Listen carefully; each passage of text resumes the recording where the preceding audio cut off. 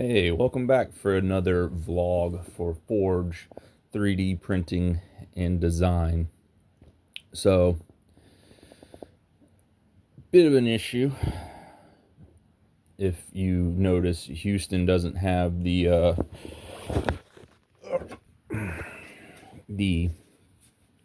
3D printed legs anymore.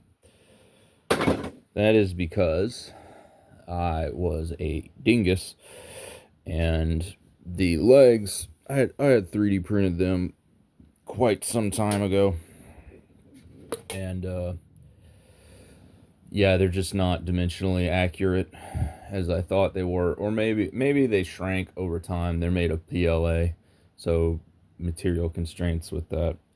But I thought Houston was good to go.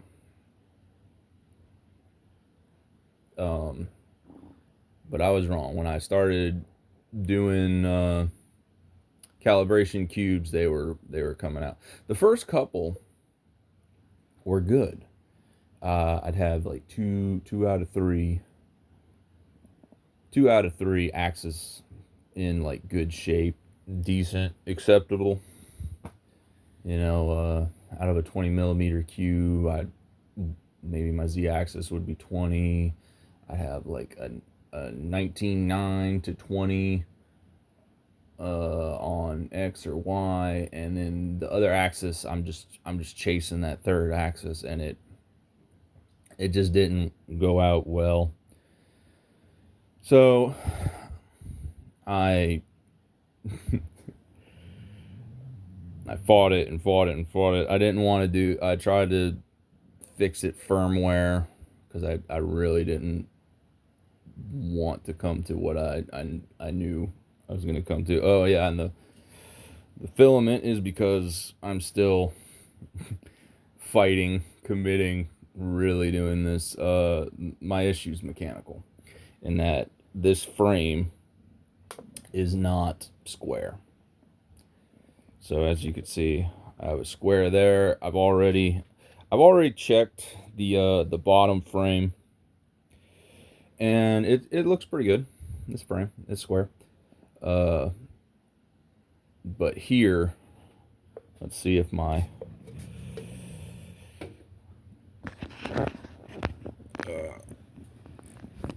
put together, yeah, buddy, put together.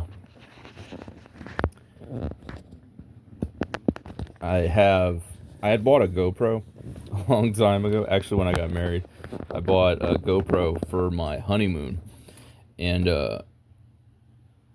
I don't know. I didn't really get my money's worth out of it. I printed this little chest deal, so now you can kind of, it isn't just me sitting in front of sitting behind a camera talking, you know. So if you can see that, like, this thing is all out of whack. I can put almost the whole tip of my finger. Yeah, like, oop. Yeah, this is major gap. Let me little piece of paper. Yeah, you see how bad that is. So if I'm gonna assume if we're out of square this way, then we're out of square this way. We're probably definitely out of square that way. So I'm gonna square these up and do the worst thing that I don't want to do, and you're probably already guessing it. I'm going to have to take this apart. Let's stand up. Okay. I'm gonna have to take this apart. Well, yeah, I'm gonna have to take most of this 3D printer apart. But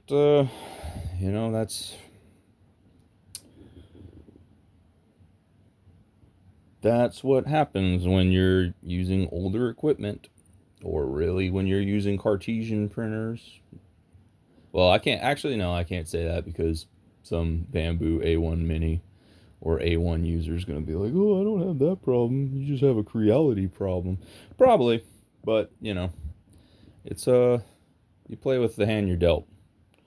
So, coming over here,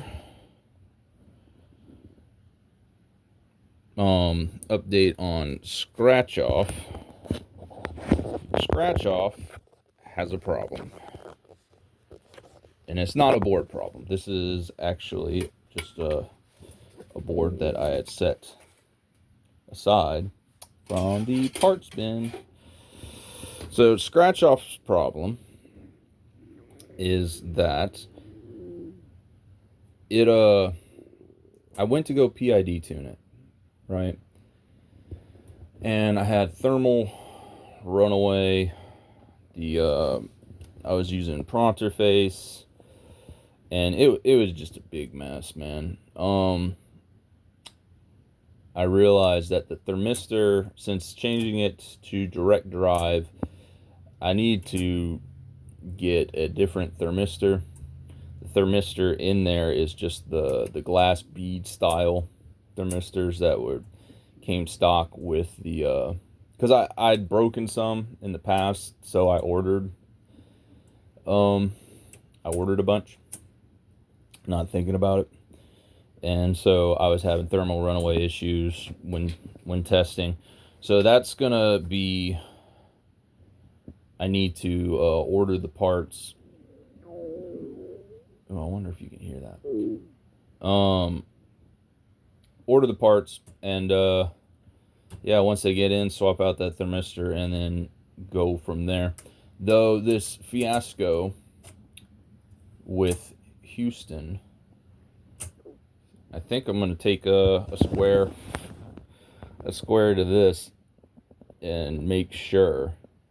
I don't remember having a problem so much, but it really sucked to get farther into this, and then like, oh wait, gotta re-level the X gantry and do all this and do all that.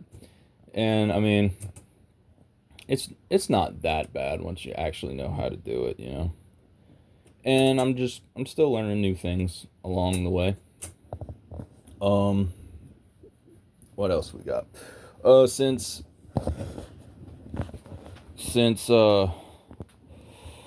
you can kind of start to get an idea of how much space I'm working with here.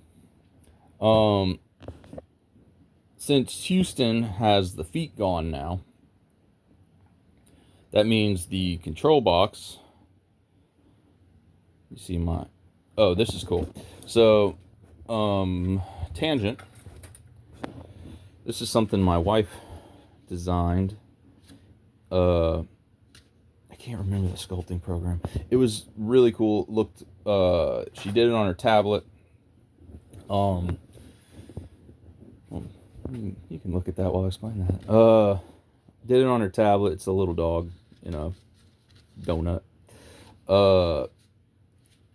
It looked very similar to Blender's sculpting tools, and it was only $15 for the app, not a subscription. I think it's really cool. You see all this rough because it supports, and me trying to tell her to make it flat so we don't have all this. And I just printed it so to kind of try to give her some motivation to keep at the sculpting, which middling success, but who knows, maybe I'll start doing that sculpting. I'm more of a Fusion 360 guy. But so back to Houston. Now my control box is on Moshi, and that means I can't work on Moshi. This is one thing that happens with these printers, that people, one project turns into a whole bigger project of, now my control box is here. Now I have a space issue, but I thought of a solution.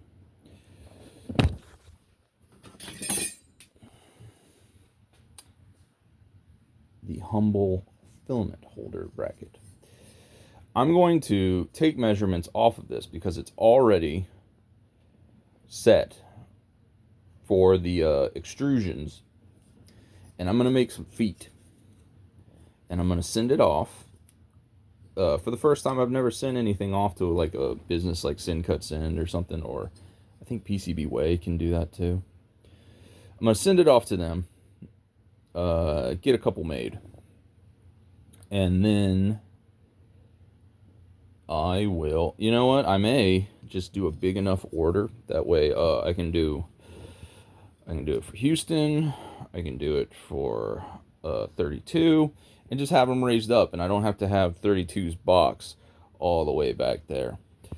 Yeah, and have them raised up, and I will order enough to, you know, have one each corner. You know, 2 at each corner, maybe one's in the middle to just really kind of stabilize it so I'm not worried about wobble. But yeah, that's where I'm at getting all these printers going.